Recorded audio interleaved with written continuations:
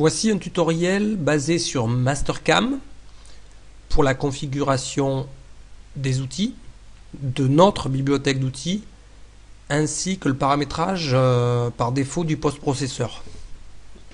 Nous allons commencer par voir la bibliothèque d'outils. Donc nous allons aller dans un premier temps sur notre disque dur principal de l'ordinateur où est l'installation de Mastercam, c'est-à-dire ce dossier qu'on ouvre. On va venir dans le dossier 1000, puis dans le dossier Tools. Ici, je vais créer un nouveau dossier qui va s'appeler Sauve Tools pour sauvegarder les bibliothèques d'outils que je ne vais pas me servir. Donc, on va prendre tous les fichiers avec l'extension .tools, c'est des bibliothèques d'outils qui ne me servent pas. On va garder uniquement 1000 ici tools. Et pour moi, vous voyez, il y a marqué mes outils.tools. Donc ça sera un fichier que je vous ferai passer, que vous copierez directement ici, dans ce même répertoire. Donc voilà. Donc j'avais déjà fait la manip. Donc voilà, vous devez avoir plus que ces deux, parce que 1000 tools est configuré par défaut dans le post-processeur, donc il vous mettra un message d'erreur si vous l'enlevez. Et donc le fichier qui s'appelle mes outils, que je vais copier, moi quelque part, que je vais appeler dossier tools Mastercam, que je vais vous envoyer et que vous pourrez en fait tout simplement coller dans le dossier qu'on vient de voir ici, c'est 1000 tools et mes outils. Voilà. Donc maintenant on va contrôler quand même qu'il n'y ait pas de souci. On fait un rectangle au hasard, hein, uniquement pour contrôler notre bibliothèque d'outils. Usinage, contournage, hop, voilà. On va sélectionner un outil. Donc par défaut, on est bien sur 1000 tools. Et si on ouvre mes outils, on a ma bibliothèque d'outils, et éventuellement la vôtre bien sûr, qui est configurée. Donc ici on voit 1 mm, 2 mm, 3, 1,5, 2,5, 3,5. Donc on choisit celui qu'on veut. Tous ces outils sont déjà programmés en vitesse d'avance par rapport à ma machine. Et elle doit correspondre en quasi-totalité de vos machines. Ici en rétraction, j'ai fait une configuration de 5. C'est ce que nous allons voir dans la prochaine étape dans le post-pro. Et ici, par défaut également, dans le post-pro, on peut faire afficher le profondeur de passe ou tout simplement ne rien afficher du tout.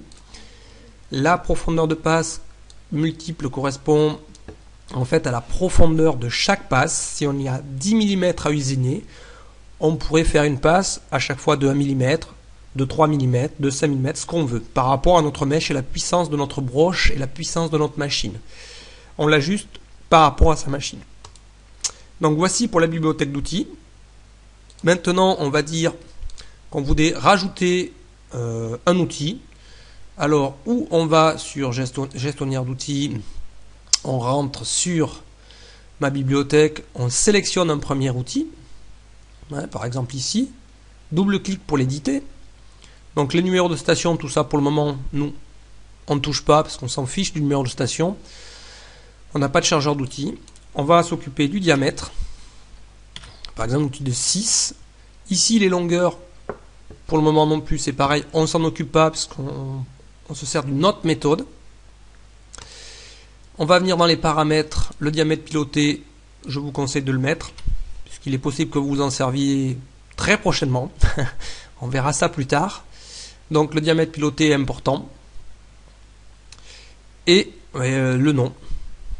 ici, 6 mm. Donc si vous voulez changer les vitesses de travail, on pourrait très bien passer à 600 avec une plongée de 400, voire 500 pour l'outil de 6, parce que c'est un outil qui est beaucoup plus dur. Et ici, on fait tout simplement sauver en bibliothèque. Donc le nom du fichier, c'est mes outils, qu'on retrouve bien ici. Enregistrer. OK. Valider. Voilà, nous venons tout simplement de, si on revient dessus, je pense que ça devrait l'afficher, créer un nouvel outil. Voilà, l'outil de 6 mm, le voilà.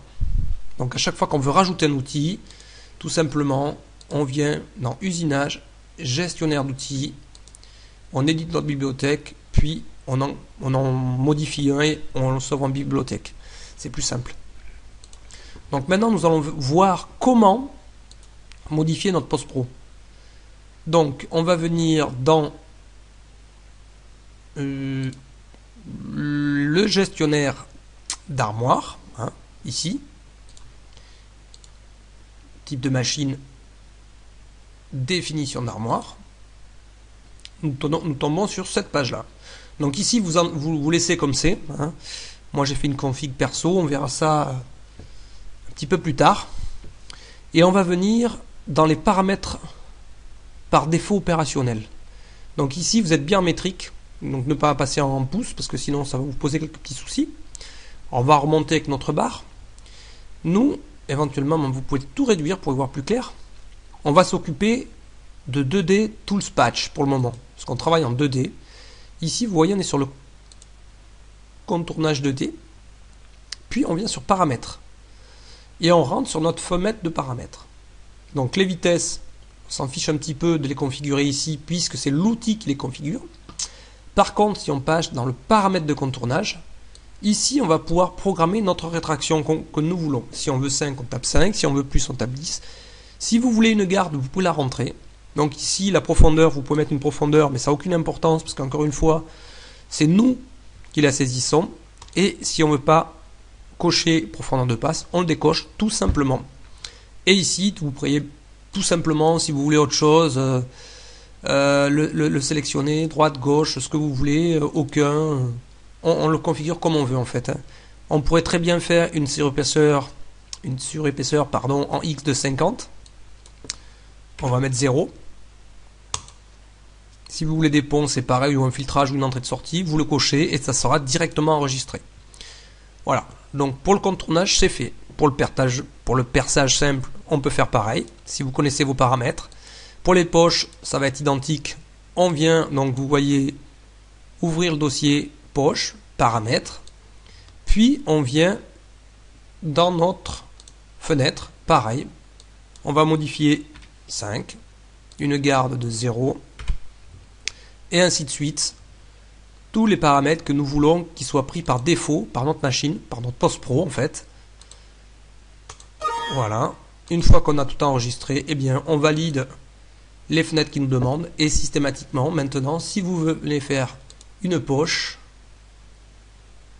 qu'on sélectionne l'outil poche avec notre outil, on va prendre un gros outil, ça sera peut-être mieux.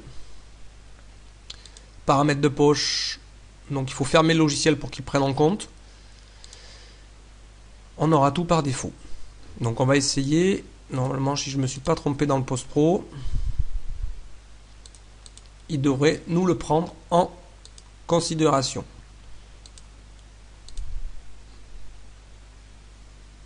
Allez, je vais le fermer le logiciel. Il y a encore un petit peu de temps sur la vidéo. Le relancer. Et normalement, il devrait avoir pris ce qu'on a fait. On valide. Type de machine par défaut. Hop là. On va faire une poche. On sélectionne. On prend nos outils. Mèche de 1 par exemple. Ah, évidemment, ça, c'est pas où il faut. Par une débauche, il n'a pas pris en compte. Pourquoi? Je ne sais point. Donc on va aller voir pourquoi. Gestionnaire d'armoire. Par défaut. Il nous a bien pris l'autre. J'ai peut-être pas tout simplement validé. Ou j'ai fait une erreur. Donc 5 garde 0. valider, valider. Voilà. Donc si on fait usinage, poche, est-ce que ce coup-ci, donc il veut pas me le modifier, la poche, c'est poche standard, ou alors c'est qu'on n'est pas sur le bon, on n'est tout simplement pas sur la bonne Evograving opération multi-axe, donc il faut chercher la bonne opération. Il se peut que je ne suis pas poche standard, pourtant ça serait celui-là. Ça serait bien celui-là.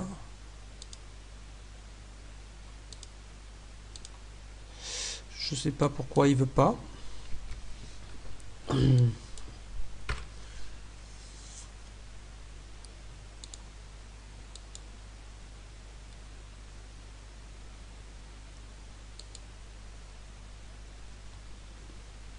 Alors on est bien en 2D Tools. Ébauche, projection, finition.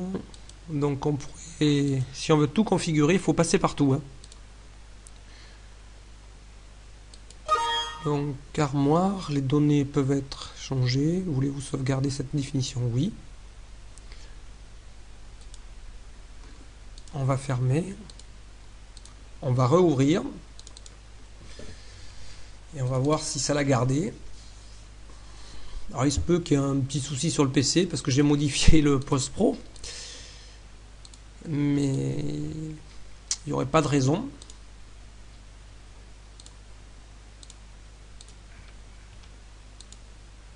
Donc vidage de poche standard.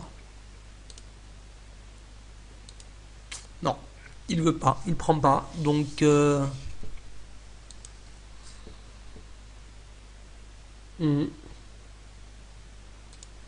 je ne sais point pourquoi il ne veut pas prendre ça, parce qu'il doit avoir plusieurs paramètres. Donc là, je vais revoir ça et puis on verra. Voilà, donc en tout cas pour le fraisage ça marche, il n'y a pas de souci.